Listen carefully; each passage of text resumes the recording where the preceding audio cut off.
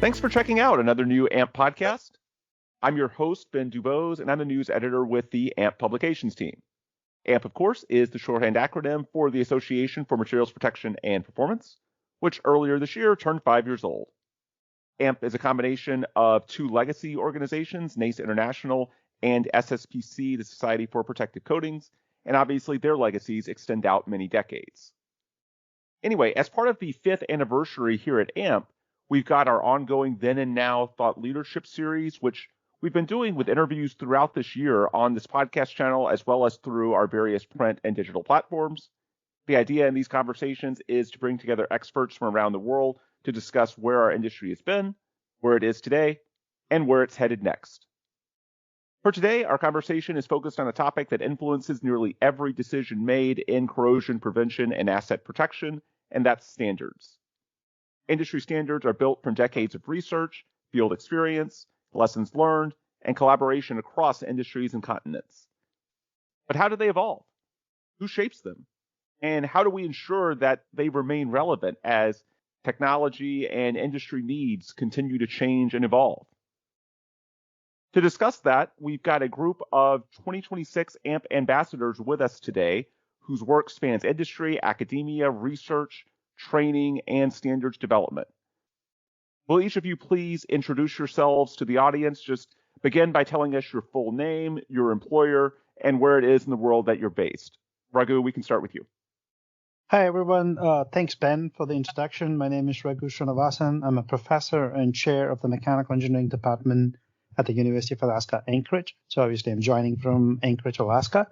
My research focuses primarily on atmospheric corrosion and the performance of materials in cold and subarctic environment. I kind of do laboratory research with real-world infrastructure challenges that includes transportation systems, pipelines, assets that are exposed to Alaska's unique climate. My involvement with AMP, I involve through research, technical activities, student engagement. I'm currently the chair for the Research Society Leadership Council, and I'm also one of the 2026 AMP ambassadors, as Ben mentioned before. So I'm looking forward to this conversation. Thanks, Ben. Absolutely. Thanks for joining us. George, over to you. Thank you, Ben. It's a pleasure to be here. My name is George Joseph, and I am joining from Saudi Arabia. I work as a senior inspection specialist in Saudi Aramco Project Inspection Department, mainly in the area of corrosion protection, protective coatings, welding, pipeline, and asset integrity. My role involves making sure that engineering standards are properly applied during fabrication, construction, testing, and final inspection. I have also contributed to the review of development standard, inspection procedures, technical guidance, and I have participated in international AMP standard setting activities. I am also proud to be served as AMP Global Ambassador representing Saudi Arabia, and I am very pleased to join this discussion today. Thank you, Ben. And finally, over to Washington. Yeah, good morning, Ben, and thank you for the opportunity to join this discussion. My name is Washington Nyoni. I'm a senior corrosion engineer and cathodic protection specialist with Corrosion Control Engineering based in Melbourne, in Australia. I've worked in the corrosion industry across different regions in Africa, the Middle East, and Australia. This has exposed me to a wide range of environmental conditions, infrastructure type, and corrosion challenges. My current work is mainly focused on cathodic protection, corrosion assessment, and asset integrity management for major water utilities. I'm also involved in the technical training and corrosion research, and also an AMP instructor. I'm very pleased to join my fellow ambassadors for today's discussion. Thank you. And with that, let's dive in. As a disclaimer off the top, some of these questions are going to be specific to one person, while others are designed to have multiple responses from the panel at large. Let's begin by exploring why standards matter in the first place. George, you've been directly involved in the development of all sorts of standards and technical guidance. What are some of the things that professionals misunderstand about how these standards are actually created? That's a very good question, Ben. I think the biggest misunderstanding is that standards are created only by a small group of experts. They are sitting in a meeting room and deciding what industry should follow. In reality, a good standard is developed from many sources: research, field experience, failure investigations, operational lessons, and new technology, manufacturing input, and feedback from inspector and the end user. From an inspection perspective, a requirement cannot remain only theoretical. It must be practical, measurable, and variable in the field. For every requirement, we must need to ask can the contractor implement it correctly? Can the inspector can verify the complaints, or are the acceptance criteria very clear? And can the result be properly documented? Another misunderstanding is the standards are fixed forever. Standard must continue to evolve materials, technologies, inspection methods, and operation conditions changes like that. However, any revision must be supported by technical evidence and proper field verifications. I believe so. So I would say standards are not as simply written documents. They are the combined experience and lesson learned of industry converted into clear and enforceable requirements, as per my opinion. So turning to the group, when the two of you think about the standards that you use today, what has the biggest influence on the way those standards have evolved? Is it research? Is it failures? Is it operational experience? Technological advancement? Speak to what you see as the biggest influencers on standards and their evolution. Raghu, we can begin with you. So for me, all four components are really important. Okay, it's the combination, the synergy between research. Sometimes research tells you what's the scientific mechanism is, but when we take it to the field, not necessarily it's going to work, and there are other variables, other factors that actually influences that. And the other thing is like some of the standards probably would have been approved a long time ago, and as time evolved, the technologies have changed.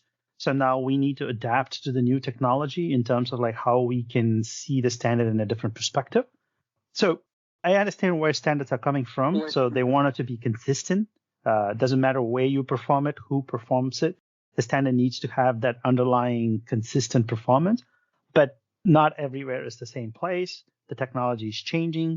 So from my perspective, when I'm doing research, I have that flexibility of moving slightly away from the standard and see how things work, and then coming back to the standard and say, yes, it worked. No, it's not working. And now we have to go back to the table, bring the groups together and start thinking about like how we can evolve the standards. And most standards, you can see there is that the 1.0 version, 2.0 version, and as it keeps going. And obviously, like with standards, they put the years in it because they know like it's the same standard, and then it kind of like got evolved over a period of time. And Washington, over to you. What do you see as having the biggest influence on how standards evolve? Yeah, I think I believe I agree with what Rahul was saying. All the four factors play a role. However, operational experience and failure often create the strongest pressure for standard change. So research provides a scientific foundation. It helps understand corrosion mechanism and develop new standard of prevention monitoring. Operational experience then follows whether those methods are practical and effective under real field conditions. So failures are particularly important because they expose weakness in design, construction, or maintenance practices. And one thing to add also, Ben, is technology is also changing how we apply standards. Remote monitoring and continuous data logging now give us more information than traditional periodic inspection. So in my view, I agree with Rahul. The strongest standard combined research, field experience, lesson learned from failures, and the appropriate use of technology and engineering judgment. On the topic of research, I know it's very important to make sure that it's in line with what the needs are out in the field. So, in terms of bridging research with real world applications, how can universities like yours at Alaska Anchorage, Raghu, and research programs at institutions like that best support the development of practical solutions that eventually influence those industry standards? Raghu, we can start with you because obviously you look at this from a university perspective, and then we'll get to George and Washington who can address how it's actually playing out in the field. All right. Yeah. So from university, earlier universities, like when they do research, and I'm talking about like years ago, they work in silos where they don't really talk to the industry. But eventually, if you think about it, like all our students, they end up in industry most of the time. Only a few of them go to the graduate school and then they end up being an academic researcher or go into research and development. So now, as things evolve, where people can talk to each other more often with technology and everything, and an association like AMP brings different people together, we can learn from each other. So now, when we talk about technical mechanisms, theoretical stuff in the lab or in the class, now we're starting to think about like how this applies to real world situations. And then when we have industry experts coming to our classrooms and our students, when they go and do internships and then they come back with their ideas and then we have discussions going. So that helps a lot. Like I said, research has that advantage of like moving away from the standards a little bit. People are not going to question too much when we're doing research, when we're not following standards. But again, the underlying theme is like get back to the standards and see how much we've deviated and whether it's working when we deviate or it's not working when we deviate, and then come back to the standards. And then we keep changing that. I can tell from my personal experience, the atmospheric corrosion. So when we have laboratory testing for cold conditions, we cannot really replicate that in the cold conditions with the existing standards. So when I do research with long-term field exposures and monitoring, and then I say, okay, so there is a gap there. There is a knowledge gap there. How are we going to bridge that gap? And one of the most important role that we do is we train students. So the students, obviously there is theory, the mechanisms, and they write exams and everything. But we also give them projects, the capstones, the design projects and stuff. And when they write their reports, we expect them to refer the standards in the industry so that they kind of get trained before they get out to the industry. It's not like they learn that when they are in the industry. They kind of know about these things. Maybe not all of them, but at least they know that there are standards and then they have to follow it when they get into the industry. Washington, I'll go over to you. As someone that works fairly directly with operations and asset management, how important is the research that you're seeing in actually solving the challenges that you encounter out in the field? Interesting, Ben. So research is extremely important because it helps us move from reacting to corrosion failures to predicting and preventing them. So, like for example, in the water industry, we manage aging pipelines, deteriorating coating, underperforming cathodic protection system, and interference from other electrical infrastructure. We also need to make decisions within limited maintenance budget. So research helps us to understand this problem and improve corrosion prediction, condition assessment, cathodic protection design, and risk-based maintenance. However, Ben, research must remain connected to real operational challenges. Asset managers need practical answers like what should we measure?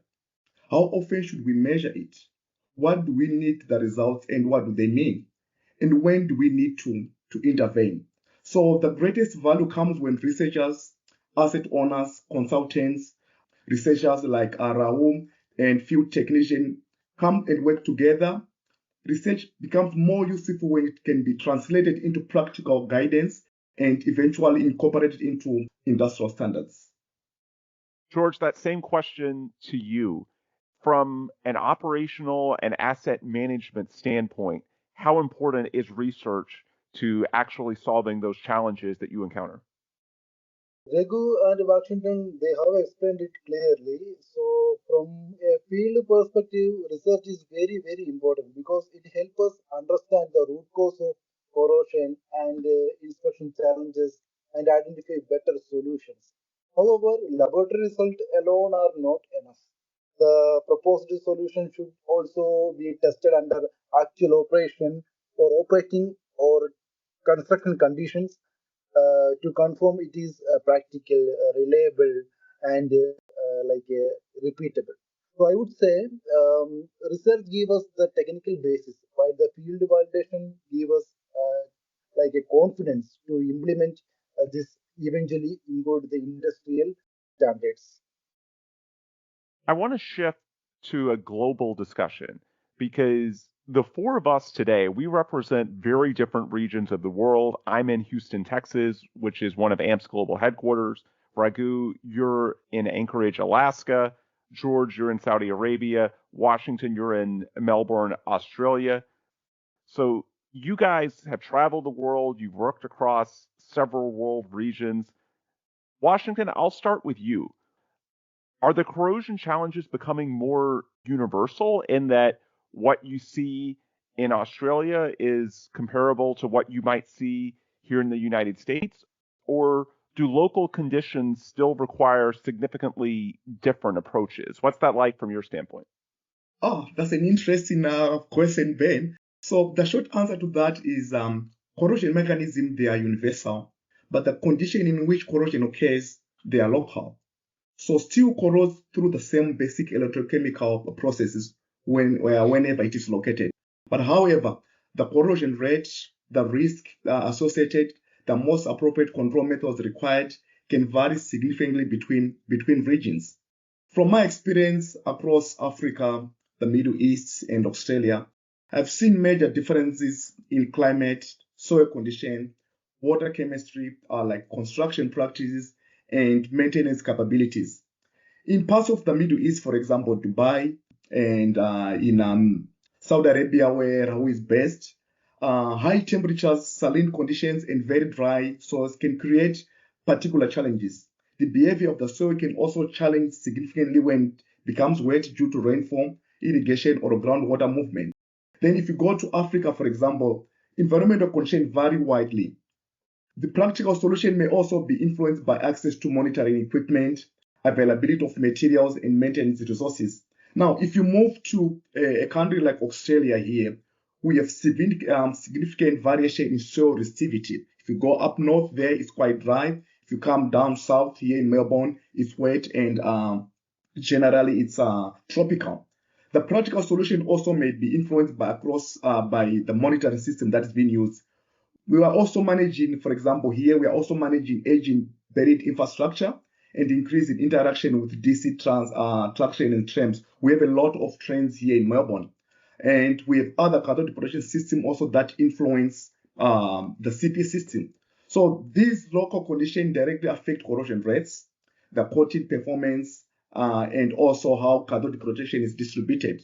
So therefore, a global standard should provide the overall technical framework, but the engineering solution must be based on local environment, asset condition, and operational risk. So applying the exact solution everywhere without understanding the site conditions can result in adequate protection. So, and also excessive protection or unnecessary costs. So when you're applying the standards across multiple regions, you need to understand and apply engineering judgment. So that's my understanding to say, yes, corrosion mechanism is universal, but the condition in which they are they are just local. All right, turning our attention to the next generation of standards, which I know at universities like Alaska Anchorage are always in consideration. Raghu, what are some of the emerging technologies or industry challenges that you think deserve greater attention from the standards community? The standards community, the industry is growing. And like I said before, the new technology is where we're getting new sensors, the new ways to monitor things remotely. The biggest pushes, like now we got a lot of data where the computing has become a lot more easier in terms of processing the data. So the artificial intelligence or machine learning that are becoming increasingly important. So now we have tools in which you can actually predict corrosion, identify patterns. You can actually prioritize inspections and stuff from a human perspective to a machine learning perspective. That's a huge shift. And I really hope the standard committees give proper attention to these changes so that like we can incorporate those things and not still left behind. And the other thing I would really like to see is the climate resilience. Things change. Washington was talking about it. He lives in Australia, which is a country and a continent, and most places also kind of like operate like a microcontinent. So the climates change a lot. I moved from Hawaii to Alaska, so there's two different, even though we're in the same country, completely different perspectives. And Alaska is being such a big state, things change as we move to different geographical locations. So that's the thing. The kind of like tying back to your previous question, the underlying scientific principles needs to remain global because you just can't change that. I know Washington put it together very well, but when you apply it, it needs to be local. You need to take care of the regional data, the environmental classifications, the variability in geographical locations, the engineering judgment, like depending on which continent or which country you're from, like how the judgment varies, the availability of tools. So you have to apply that locally. You cannot just keep on creating the same versions of the standards for different regions. So keep the standards global and the applications local. With these new standards, it's one thing to simply apply them and use them in the field. It's another to actively participate in shaping them, both for the present and the future. Washington, why is it so important for the next generation to get actively involved and not just applying the standards, but shaping them on an ongoing basis? Oh, yes, that's an interesting question, Ben. So it is important because the next generation will manage infrastructure under conditions that may be very different from those considered when many existing standards were developed. They'll face aging assets, changing environmental conditions, new material, increased electrification, and more complex interference risks. They also use technologies that were not widely available when many current requirements were written. If young professionals only apply existing standards without participating in their own development, those standards may gradually become disconnected from emerging industry challenges. So participation also helps young professionals understand why particular requirements exist. It teaches them how to assess technical evidence, learn from failures, and consider different industrial perspectives. At the same time, the next generation should also not disregard the knowledge contained in existing standards. Those standards represent decades of research, operational experience, and lesson learned. The real opportunity is to combine that established knowledge with the new research, technology, and the ideas that has been developed already. So experienced professionals also have a responsibility to mentor young engineers and technicians and create opportunities for them to participate in technical communities, in research, and training them and developing new standards. So it is very important that young guys, they participate in developing of standards because the industry is changing and it's dynamic as well, Ben. All right, since we're talking about the future, let's look ahead to the next 5 years or so. What's the one change that you'd most like to see in how our industry develops, shares, or applies its corrosion knowledge? Washington, we can start with you. Yes, so over the next 5 years, I would like to see a much stronger and faster connection between field experience, research, and standard development. Our industry connects valuable information through inspection, cathodic protection, monitoring, failure investigation, long-term asset performance data. But however, much of this knowledge remains within individual organizations. If we share field data, case studies, and lessons learned more effectively, we can improve our standards. We can avoid repeating the same failures, and we make better risk-based decisions.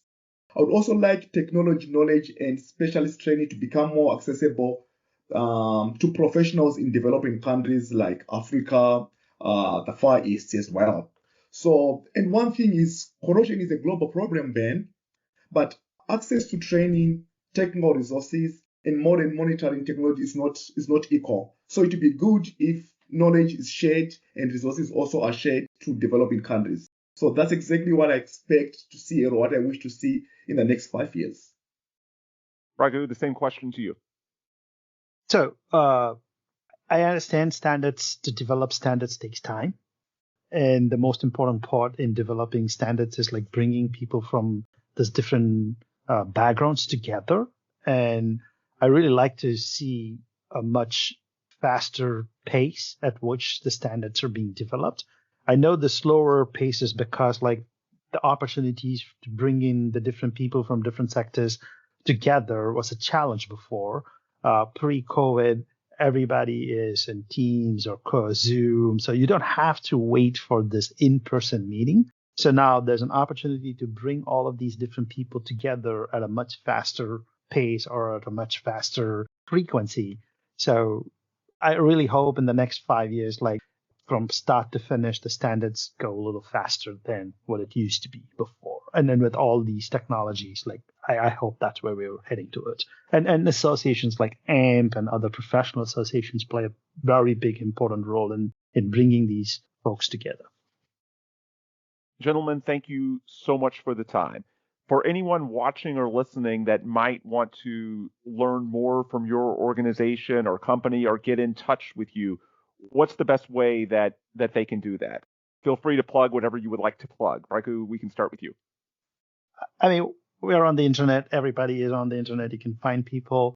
Like I said before, like it's easy to reach out to people. I know we have Washington joining us from Australia. It's probably like midnight over there. And like I'm here in Alaska, which is like a little early in the morning. Ben is in the middle of the day in Houston. So yeah, internet can bring people together faster. So please reach out so we can bring this thing together. In Washington, I'm assuming LinkedIn is an option. Anything else you'd like to plug to our audience as far as getting in touch with you and learning more about what you all are doing?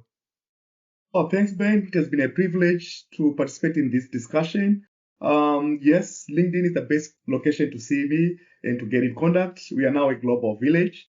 And yes, you can find me on LinkedIn, Washington Nyoni, the AMP ambassador for 2026. And my main message is that corrosion principle may be universal, but every asset must be assessed with its local environment and operational conditions. And thank you so much, Ben, for having me. And with that, I think we're done with today's standards episode. I want to thank our guest again for taking part, as well as all of you out there watching and listening. And if you want more resources from us here at AMP before our next episode in this series, just search for AMP at your podcast home or social media outlet of choice, or simply go to amp.org, ampp.org, where we've got a special page for our 2026 AMP ambassadors, as well as a page that's being continually updated with all of our 5th anniversary content. Have a great day.